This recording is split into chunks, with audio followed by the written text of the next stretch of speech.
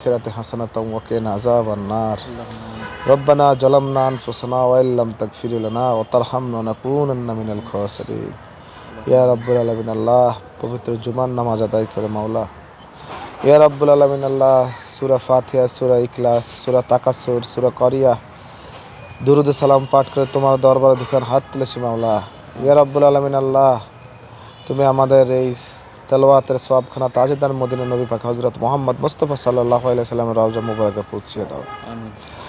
গতকাল 12 ফেব্রুয়ারি 2026 ত্রয়োদশ জাতীয় সংসদ নির্বাচন অনুষ্ঠিত হয়েছিল। যে সংসদ নির্বাচন বাংলাদেশের ইতিহাসে সবচেয়ে বেশি অবাধ, সুষ্ঠু এবং নিরপেক্ষ হয়েছে বলে প্রতিটি মহল ইতিমধ্যে বলছে এবং আমরাও বলছি। এই সংসদ নির্বাচনটা হওয়ার আগে আমাদের বিগত নির্বাচনগুলো যেরকম একপাক্ষিক হয়েছিল, তার বিরুদ্ধে কিন্তু সোচ্চার হয়ে ছাত্র জনতার গণ অভ্যুত্থান ঘটেছিল এবং এই গণ অভ্যুত্থানের সিংহভাগ নেতৃত্ব প্রদান করেছিল প্রতিটি বিশ্ববিদ্যালয়ের শিক্ষার্থীরা। আমরা যারা ছাত্র রাজনীতি করি এবং ছাত্র রাজনীতির সাথে জড়িত, তারা সবাই ঐক্যবদ্ধভাবে আমরা দীর্ঘদিনের ফ্যাসিবাদ বিরোধী আন্দোলনকে ত্বরান্বিত করার লক্ষ্যে ছাত্র জনতার গণ অভ্যুত্থানে অংশগ্রহণ করি। তেমনি আমাদের সাথে আমাদের সহযোদ্ধা ছিলেন শরীফ ওসমান বিন হাদি, যার কণ্ঠে ছিল সবসময় আধিপত্যবাদ বিরোধী, যার কণ্ঠ ছিল গণতন্ত্রকামী মানুষের কথা। এবং শহীদ শরীফ ওসমান বিন হাদির সাথে আমার এবং আমাদের ব্যক্তিগত অনেকগুলো স্মৃতি রয়েছে।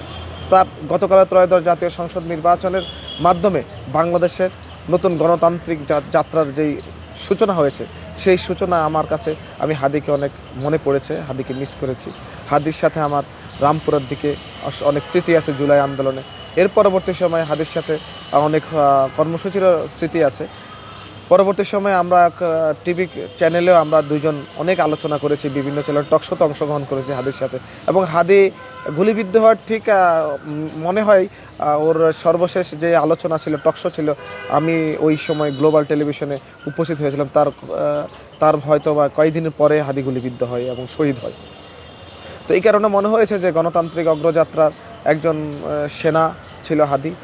সহযোদ্ধা হাদিরকে স্মরণ করেই আমাদের সহযোদ্ধা বা আমি মনে হয়েছে যে আমরা হাদির সমাধিতে এসে একটু হাদির জন্য দোয়া প্রার্থনা করি আল্লাহ রব্বুল আলমিনের কাছে।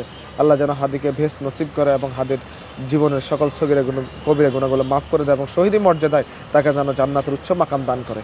এই হাদিরা আসলে বারবার বাংলাদেশের ইতিহাসে জন্মায় না।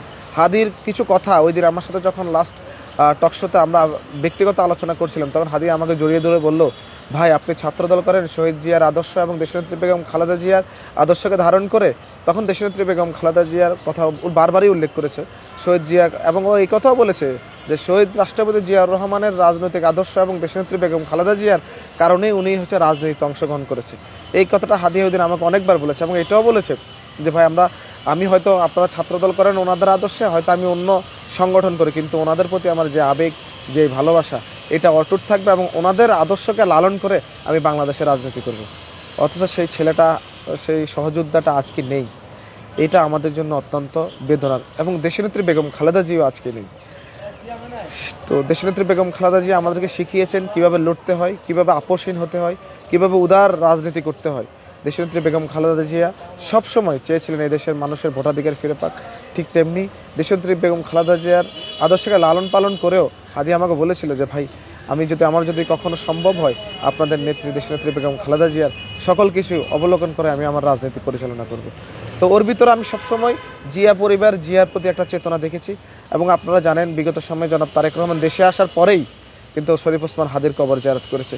এরকম রাজনৈতিক দৃষ্টান্ত কিন্তু স্থাপন করা আসলে এতটা সহজ নয়। একজন সহযোদ্ধাকে, একজন জুলাই যোদ্ধাকে, একজন আধিপত্যবাদ বিরোধী আন্দোলনের নেতাকে যেভাবে রাষ্ট্রীয় পর্যায়ে সম্মানিত করা হয়, তো শরীফ ওসমান হাদিদের মতন হওয়ার কারণেই শরীফ ওসমান হাদি নিজেকে প্রমাণ করেছে সে একজন যোদ্ধা, সে একজন গণতন্ত্রের কণ্ঠস্বর, সে একজন বাংলাদেশ জাতীয়তাবাদের কণ্ঠস্বর, সে বাংলাদেশের কণ্ঠস্বর, সে আধিপত্য বিরোধী কথাবার্তা, আধিপত্য বিরোধী সকল প্রতিবাদে সে নিজেকে উৎসর্গ করতেন। সুতরাং শহীদ ওসমান হাদিদের মতো সৈনিক, শহীদ ওসমান হাদিদের মতো সহযোদ্ধা, শহীদ ওসমান হাদিদের মতো ব্যক্তি আমাদের বাংলাদেশে প্রয়োজন আছে। আমরা শহীদ ওসমান হাদির আত্মার